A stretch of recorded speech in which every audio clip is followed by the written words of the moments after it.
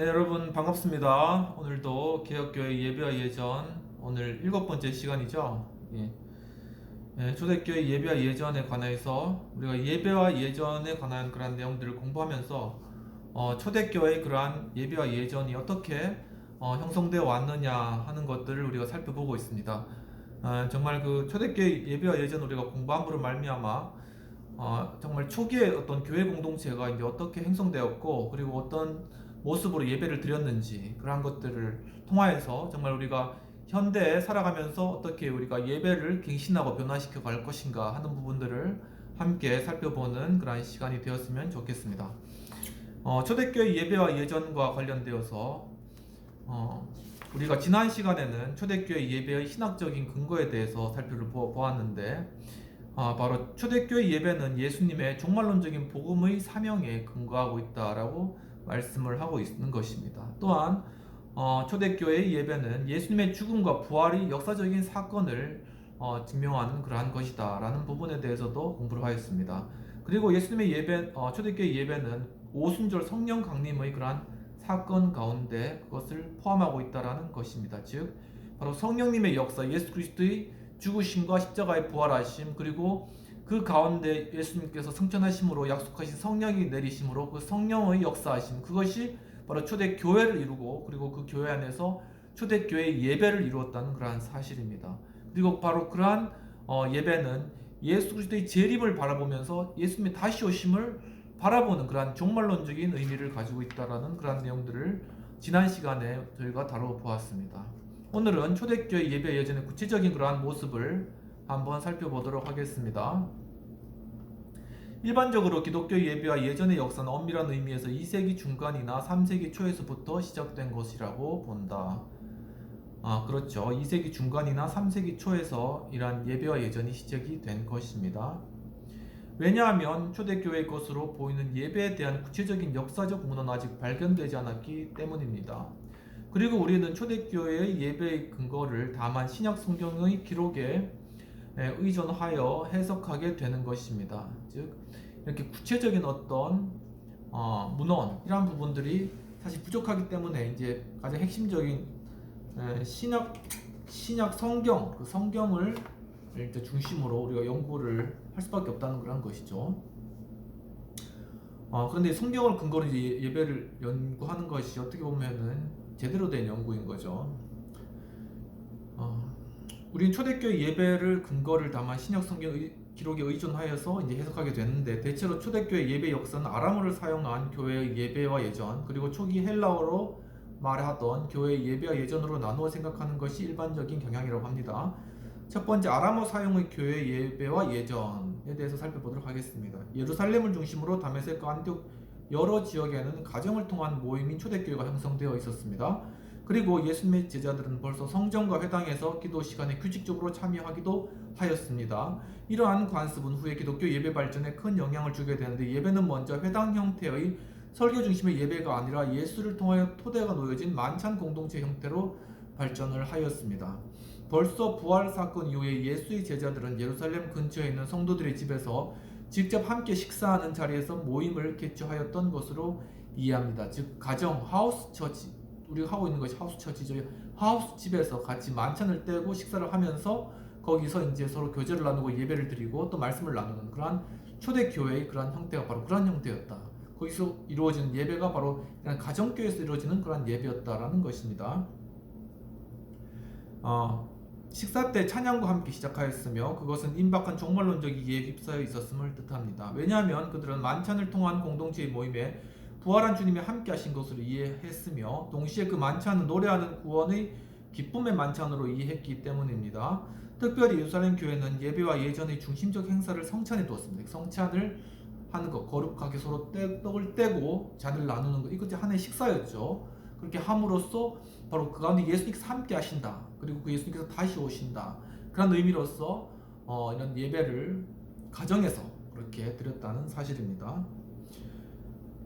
아직도 유대인들이 회당에서 초대교회의 사람들에게 이용되고 있었는데 회당 예배가 초대교회 사람들에게 이용되고 있었는데 그 이유는 특별히 성교적인 목적이었었다. 그것은 회당이나 성전들이 기독교의 복음 전파를 위해 적절한 장소 제공의 역할을 했기 때문인 것을 이해됩니다. 그러니까 그 당시에 이제 회당 예배가 굉장히 중요한 그러한 초기 예배와 교회의 형태를 이해하는 데 자료가 되는 것입니다. 그래서 유대인의 회당을 잘 연구하다 보면 어떻게 초기 기독교가 시작되었고 그 교회 공동체가 어떤 모습으로 발전되었는지를 바로 이 유대교의 회당에서 그 근거를 찾아서 많은 연구들이 이루어지고 있는 상황입니다. 예배와 예전의 모임에서 역시 성찬은 배불리 먹는 식사와 감사의 축제가 서로 연결되어 있었던 것으로 이해된다. 여기서 구약 성경은 언약의 책으로서 중요한 역할을 하고 있었으며 기도와 찬양의 노래가 그 예배와 예전에 함께 있었다. 시편과 같은 그런 것이 되겠죠. 더 넓게는 영적인 은사를 나타내는 의식이 예배 가운데 행하여졌음을 짐작케 한다. 그 당시에 얼마만큼의 확실한 예배와 예전의 전통이 형성되었는지는 잘 알 수가 없습니다. 그러나 초기 교회에서 전통이 된 두 가지 예배 요소로서 그것은 헬라어를 사용하는 교회로부터 그대로 넘겨받아 번역하지 않은 채로 사용하고 있는 아바란 하나님에 대한 호칭이며 다른 한 가지는 마라나타의 기도입니다. 마라나타는 주 예수 오소시옵소서라는 그런 기도이죠. 아바라는 것은 아빠라는 그런 의미가 되겠습니다. 할렐루야 아멘과 같은 말들은 벌써 유대교의 예배와 예전에서 넘겨받은 그러한 것이라고 합니다. 새롭게 알게 된 것이네요. 그리고 예수의 이름으로 시행된 세례는 기독교의 가장 오래된 전승에서 기인한 것입니다. 예배생활 실제에 따라 아람어를 사용하는 유대 기독교 영역에서는 다시금 신자들의 삶의 규범으로서 율법에 대한 관찰과 의식주의가 더욱 강화되었고 주님의 형제로 알려진 야고보에게서 특별한 영향을 받게 된 것으로 이해되고 있습니다. 헬라 문화권에서의 예배와 예전, 우리는 성경에서 헬라인으로서 그리스도인 된 자들이 예루살렘 교회에 함께 있었던 것을 볼 수가 있습니다. 그렇죠. 우리가 전에는 지금 그러니까 기존의 어떤 유대인들이나 어떤 그런 교회 모습, 지금은 이제 헬라 쪽의 어떤 그런 교회의 모습, 그렇게 우리 비교해서 초대교회 그런 모습을, 초대교회 예배를 보고 있는 것입니다. 후에 예루살렘을 떠나 헬라어를 사용하는 여러 지역에 그리스도 교회가 생겨나게 됩니다. 물론 우리는 아람어 사용의 교회와 헬라어 사용의 교회가 각각 다른 예배와 예배 예전의 전통은 만들었다고 보지 않으며 거의 같은 모습을 지니면서 발전했을 것이라고 생각을 하는 것입니다. 왜냐하면 이들 교회 예전의 중요한 요소는 역시 세례와 성찬이었기 때문입니다. 세례와 성찬이라는 것이 이렇게 공통적인 그러한 요소로 보이네요.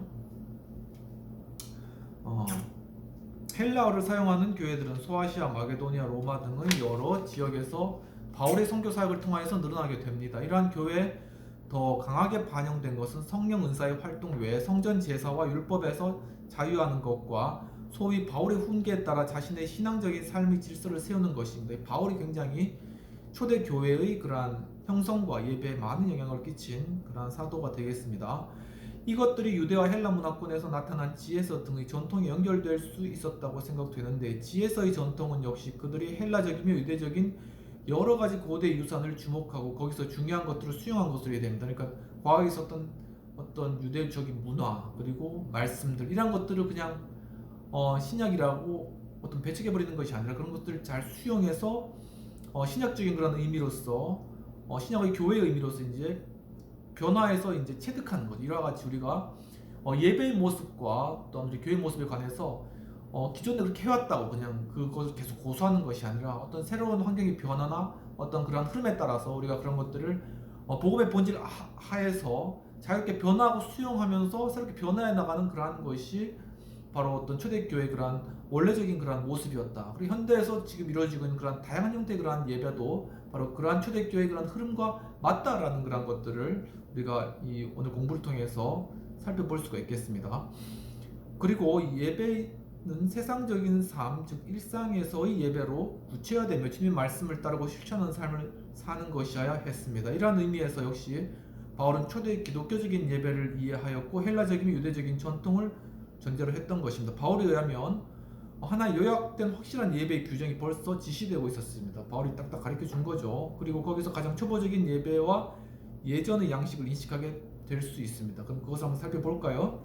예배의 기본적인 요소에 대해서 살펴보도록 하겠습니다. 초대교회 예배와 예전이 어떤 형태로 구성되었는가? 실제로 여러 예배 연구가들은 그 어떤 확정적인 것을 아직 제시하지 못하고 있는데, 그러나 몇 가지 기본적인 것을 생각하게 되는 것은 무엇보다 먼저 세례 행위가 교회의 모임을 통해 이루어졌다. 즉 세례가 어떤 예배 중에 중요한 하나의 그러한 요소였다. 즉 어떤 예배 공동체 안으로 이렇게 편입되어 들어오는 것의 하나의 통로가 되었다라는 것으로 볼 수 있겠습니다. 또한 성경 낭독과 더불어 설교 형태의 예배가 있었던 것으로 보인다. 그러니까 말씀을 읽고 설교하는 그런 것들은 어디서나 다 있었다는 것이죠. 그것은 교회에서 예배와 선교적인 상황에서 말씀 선포와는 한계를 지으면서 이루어졌을 것으로 본다. 그리고 교회에 정착된 예배와 예전은 역시 기도 중심인 것으로 이해된다. 교회 예배에서는 기도가 중심이 된다는 거죠. 그러나 초대교회 예배의 근본적인 형태는 주님의 만찬을 행하는 모임과 같은 예배와 예전이었을 것으로 추정된다. 근데 근본적으로 따져가서는 바로 이게 함께 모여서 식사하면서 그 가운데 주님께서 제정해 주신 그 성만찬으로 함께 하는 그것이 예배 중심이 되었고, 그것을 중심으로 말씀이나 기도나 이런 것들이 쭉쭉 이렇게 형성되어 나갔다는 것이죠. 그래서 우리가 매번 이제 하우스 처치에서 하우스 예배, 화요 예배를 드릴 때 함께 성찬을 떼는 것도 바로 그러한 초대교회 그 성찬 중심의 예배, 그런 것들을 좀 실현하고 구현해 나가는 그런 의미가 있다고 볼 수 있겠습니다. 첫 번째 성경 낭독에 대해서 살펴보도록 하겠습니다. 초대교회 예배는 부활하시고 승천하신 주님의 현세적인 임재를 아는 것으로부터 결정적인 영향을 입게 되는 것입니다. 그리고 그 예배의 중심에는 한 분 하나님과 이스라엘의 거룩한 성경에 대한 신앙 고백이 근본 토대가 되었다는 것으로 생각됩니다. 이런 전제하에 구약 성경은 초대교회의 성경이었습니다. 초대교회 구약 성경 하나만 있었죠. 그래서 그것이 바로 초대교회에서는 성경이었다라는 것이죠. 특별히 유대회당에서 행했던 성경의 낭독은 초대교회 그리스도인들이 모임에서 계속 낭독되었다. 예수님도 유대인 회당에 가서 이사야서 61장의 말씀을 낭독을 하신 것입니다. 물론 그들이 그 당시에 그 어떤 표준적인 성경을 만들었는지는 확실치 않지만, 그러나 쿰란경에서 보여주는 것처럼 그것들은 구약에서 발췌된 것이거나 또는 그리스도를 증거하는 것들이 사용되었을 것으로 이제 추정됩니다. 특히 구약에서 하나님으로부터 약속된 것 중에 그리스도 안에서 성취된 모든 것들이 낭독되었을 것으로 봅니다. 구약에서 이제 예수 그리스도에 대한 예표와 그러한 예언적인 내용들이 있죠. 그것은 신약 교회에서 계속 낭독되었다는 것이죠.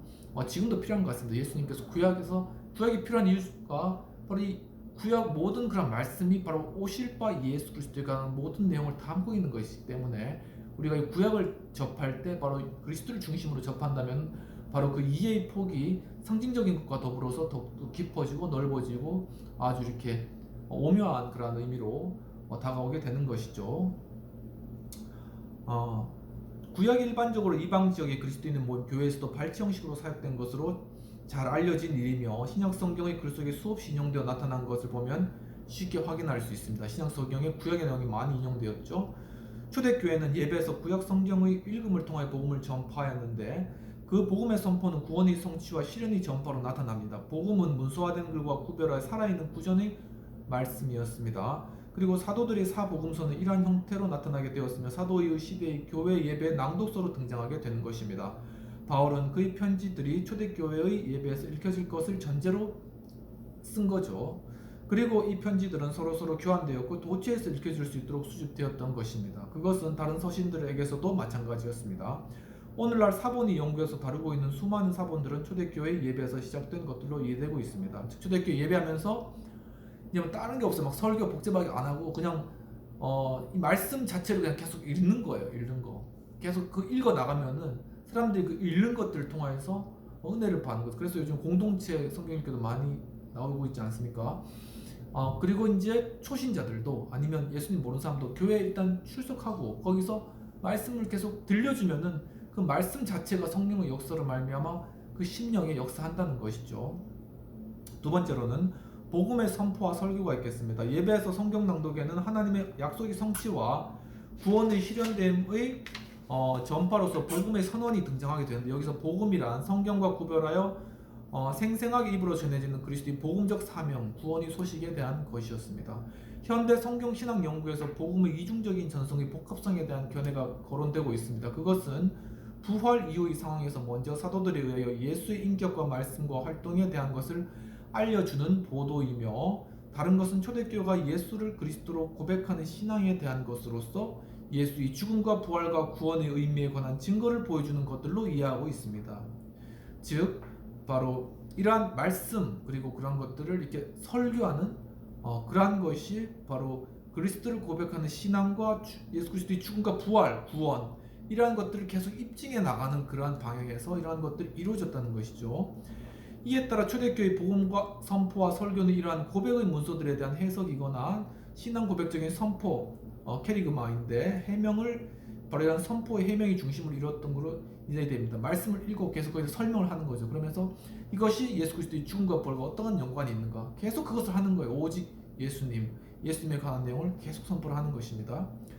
그 당시 상황에 비추어 볼 때 이러한 전파는 선교적인 특징 속에서 이루어진 것이며 선교적인 설교로서 어떤 형식을 갖춘 것이라기보다는 적절한 자리에서 구약 성경의 인용과 해석이 중심이 된 자유로운 형태의 설교였던 것으로 판단됩니다. 이런 자유로운 분위기, 저도 이런 것들이 좀 이루어졌으면 좋겠어요. 그러니까 우리가 막 격식이 아니라 자유로운 분위기에서 서로 식사하면서 예배하면서 또 이렇게 말씀을 한 구절 나누면서 그것에 대해서 느낀 것을 계속 이야기하면서 이렇게 나눠주는 것들, 바로 이런 것들을 통하여서 이렇게 우리 마음가운데 정말 이게 피부로 와닿는 그러한 설교, 바로 그러한 것들이 참 필요한 그러한 시대가 아닌가. 특히 지금 시대에서는 그런 어떤 직접 와닿는 그러한 우리의 감정을 울릴 수 있는 그러한 것들이 필요하다.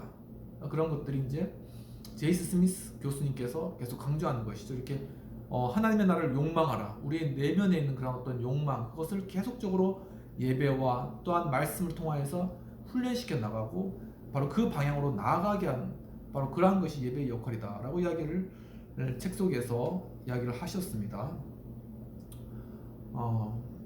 그 대표적인 것으로 사도행전 2장 14에서 36절 기록된 베드로의 오순절 설교였습니다. 물론 오늘날 우리가 이해하는 설교와 같은 것이 성경에 소개된 것은 없습니다. 다만 우리는 설교의 도식이나 설교 형식의 모델들을 발견할 수 있거나 또는 유대교의 설교 전통이 연결되고 있다고 할 것입니다. 성경 낭독은 예배에서 자유로운 복음의 전파 행위로 확정되었고 보충되었습니다. 그것은 경험된 실체에 관한 증거였습니다.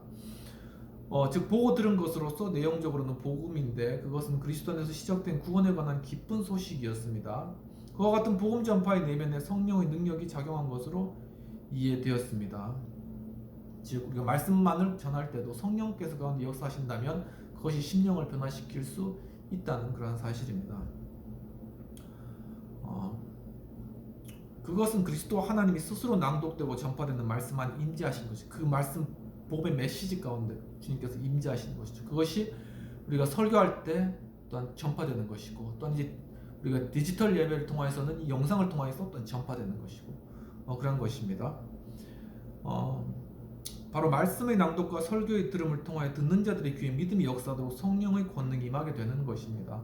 이것이 말씀 중심의 예배가 탄생하게 된 근본 바탕이라고 할 수 있겠습니다. 세 번째로는 기도와 찬양이 되겠습니다. 초대교회는 역시 기도하는 교회였습니다. 예수님이 원래 기도하기를 가르치셨던 것처럼 기도는 개인적으로나 공동적으로 예정과 관련하여서 행해졌습니다. 우리도 하우스 처치 할 때 성찬하기 전에 기도하죠. 예수님이 가르치신 기도의 모델이었던 주기도문은 사도들에 의하여 예전에 사용되었으며 또한 사도들에 의한 기도는 역시 초대 교회 생활의 중심 속에 있었습니다. 사도신경, 주기도문 이렇게. 독일의 예배학자 나겔은 갈라디아서 4장 6절의 아바 아버지라는 칭호와 로마서 8장 15절의 같은 언어 사용과의 관련해서 초대교회 예배 속에서 주님이 가르치신 기도가 사용되었을 것으로 추측을 하는 것입니다. 주기도문이 초대교회 예배에서 사용되었다는 것이죠. 사람들은 기도의 행위를 성령의 행위로 이해했다고 봅니다. 그리고 기도를 하는 것은 즉 그 순간 성령께서 그와 함께 하시는 성령의 능력의 역사다. 그렇게 이해를 한다면 우리가 모든 기도 가운데 그리고 모든 이 말씀 선포와 모든 예배 가운데 성령의 그러한 임재와 역사를 우리가 성령에 대한 이해를 단순히 방어만 막 하는 것이 아니라 바로 이런 전체적인 예배와 기도와 찬양 이 모든 것이 다 성령의 그러한 움직이심과 행하심이다. 그 주체가 성령이시다라는 성령에 대한 이해를 우리가 넓혀갈 수 있다라는 그러한 가능성을 제시를 하고 있는 것입니다. 기도 중심에는 그리스도 안에서 받아들여진 구원의 은혜와 그에 대한 감사와 하나님의 영광의 찬양이 전부였습니다. 그리고 중보적인 기도로 병자, 가난한 자, 신앙적 공경 가운데 있는 자를 위한 기도가 예전에서도 행해졌던 것으로 이해됩니다. 우리도 하우스처치도 계속 그렇게 노력을 하고 있습니다. 계속 병자들을 위해서, 가난한 자들, 약한 자들을 위해서 기도를 하는 것이죠. 그러니까 우리가 어떤 우리 여기 이제 하우스 카페입니다. 여기가. 그리고 이게 하나의 공론장이라고 할 수 있죠. 여기서 이제 다양한 사회적 문제를 이야기하는데, 이제 그런 것들 우리가 하우스 처치 예배에서는 이런 것들 기도로 이렇게 그러한 모든 그러한 것들을 이렇게 아우르고 그런 것들을 이렇게 우리가 기도로 이렇게 기도로 이렇게 올려드리는 그러한 시간이 아닐까. 그리고 그렇게 했을 때 말씀드렸듯이 성령께서 이러한 우리의 모든 논의와 토의와 이러한 모든 것들, 우리의 그러한 이야기들을 기도로 묶었을 때 바로 실행력으로, 정말 성령의 능력, 성령은 기고 파워고 에너지지 않습니까? 그 에너지로 실제적으로 나타나게 한다, 프랙티스하게 한다. 좀 그런 의미에서 이런 우리 하우스 처치에서 이렇게 여러 문제를 놓고 함께 기도하는 그런 시간이 꼭 필요하다. 그런 예배 계신과 관련된 그런 여러 과제들을 또한 한번 생각을 해보게 되는 것입니다. 네. 그리고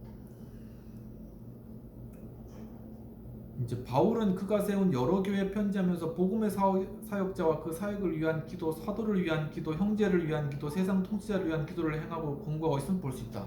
직접 사도 바울이 보여주신 건데, 세상 통치자 그리고 사도 사역자들, 이러한 일을 해나가는 사람들을 위한 중보기도도 필요하다는 것입니다. 주님이 가르쳐주신 기도에서 보여주는 것처럼 기도에서의 칭호는 하나님을 아버지라 부르며 주님에 대한 호칭도 함께 병행된 것으로 보입니다. 그리고 기도의 마지막에는 아멘으로 끝냅니다. 아멘 주 예수 어디서 오시옵소서. 여기서 아멘의 뜻은 그렇게 되기를 바란다는 간구와 요망을 뜻하는 것입니다. 역시 아멘은 유대 종교의 예배 유산이라고 할 것입니다. 초대교회가 사용한 기도 형식은 다양했던 것으로 이해되는데, 그러나 기독교적인 기도의 독특성이 처음부터 부여되었다고 볼 수 있는데, 예수님이 요한복음 14장 13절 이하에서 언급했던 것처럼 그의 이름으로 기도하면 이루어 주시겠다는 약속 때문입니다. 이 때문에 예수님의 이름을 부름으로 기도를 끝내는 풍습이 형성되었습니다. 그러나 요한복음 14장 13절 이하의 본문에 오늘날 우리 한국 교회가 행하는 것처럼 기도의 마지막에 붙이는 기도인지는 성경 주제상에 논란이 있을 수 있습니다. 물론 예수의 이름을 통한 기도의 끝맺음과 아멘과 연결이 공식 예배에서 중요한 역할을 하게 되죠. 그리고 기도의 방법에 있어서 기도자의 태도는 초대교회에서 이미 세 가지 형태가 전해지고 있는 것으로 이해되는데, 첫째는 서서 기도하는 모습인데, 기도하는 자가 손을 벌려 위로 올리고 기도하는 형태입니다. 이는 위에서 하나님의 은혜를 부어주셔서 채우는 열려진 잔 모양, 잔이죠. 이렇게 잔 모양을 상징하는 것입니다. 이것은 주로 유대교의 회당 예배에서 행하였던 기도 형태로 이해되고, 둘째는 무릎을 꿇고 행하는 기도의 형태입니다. 이것은 하나님 앞에서 개인적인 품위에 대한 단념의 표시로 이해됩니다. 이러한 기도의 태도는 에베소서 3장 14절과 빌립보서 2장 10절에 나타납니다. 그리고 누가복음에서 예수님께서 겟세마네 동산에서 무릎을 꿇고 하신 기도가 그 좋은 예라고 할 것입니다. 셋째는 프로스퀴네어로 불리는 땅에다 입을 맞추거나 사지를 펴서 하나님께 존중, 경배의 모습을 나타낸 형태를 이렇게 엎드리는 거죠. 기도하는 자가 하나님께 자신을 굴종하는 표시로 바닥 위에 엎드린 자세를 가리킵니다. 이러한 세 가지 기본적인 기도 형태 가운데서 유대인들이 서서 기도하는 것에 비하여 아마도 이방 그리스도인들은 무릎을 꿇고 손을 높이 쳐들며 기도했던 것으로 짐작이 됩니다. 이것으로 오늘 수업을 마치고, 오늘 공부를 마치고, 다음 주에는 찬송과 노래에 관한 초대교회의 그러한 예배 형태에 대해서 공부하도록 하겠습니다. 기도하시겠습니다. 하나님 아버지, 오늘 또 이렇게 초대교회 예배 예전 형식을 또한 볼 수 있도록 인도해 주시는 감사합니다. 주님, 참으로 예배 가운데 말씀이 선포되고, 그리고 그것을 또한 설교하고, 그리고 또한 기도하며, 그리고 성찬이 모든 예배의 중심이 되고, 또한 기도할 때, 예배할 때 하나님 성령께서 임하셔서 정말 우리의 기도를 들으시고 실행하시며, 우리의 기도가 약한 자, 병든 자를 위한 기도가 되어지고, 또한 이 세상 지도자들과 또한 이를 행하는 자들, 사도들을 위한 정말 사역자들을 위한 그런 기도가 되어져야 한다는 사실들을 이 시간 공부를 하였습니다. 이와 같이 정말 저희들이 이렇게 공부를 해나가는 순간순간 더욱더 우리에게 적합한 그러한 예배와 또한 그러한 예전의 모습들을 잘 갖추어 갈 수 있도록 도와주시옵소서. 오늘 이렇게 귀한 정말 예배와 또한 공부할 수 있는 자리를 마련해 주신 주님께 감사하고, 이제 하우스 카페 리모델링 잘 마칠 수 있도록 인도해 주신 것을 감사하고, 정말 이곳이 이제는 서로 정말 여러 공론장으로서 역할을 감당하며, 또한 서로 여러 사회 문제들에 대해서 함께 이야기하고 담화하며 서로 위로하고, 또한 서로 다과를 나누고, 또한 많은 사람을 초청하며, 또한 서로 교제한 귀하고 복된 장소가 될 수 있도록 주님 크게 축복하여 주시옵소서. 그리고 여러 많은 비용들을 또 많은 손님들이 또한 방문하여서 또한 속히 잘 채워지고 그래서 더욱더 발전하는 그러한 하우스 카페가 될 수 있도록 주님께서 도와주시옵소서. 감사드리고 모든 말씀 우리 주 예수님 이름으로 기도하옵나이다. 아멘. 오늘도 장시간 시청해 주셔서 감사합니다. 네, 한 주간 또 승리하시고 예배 가운데 또 주님 만나시는 복된 한 주 되시기를 주님 이름으로 축원합니다. 감사합니다.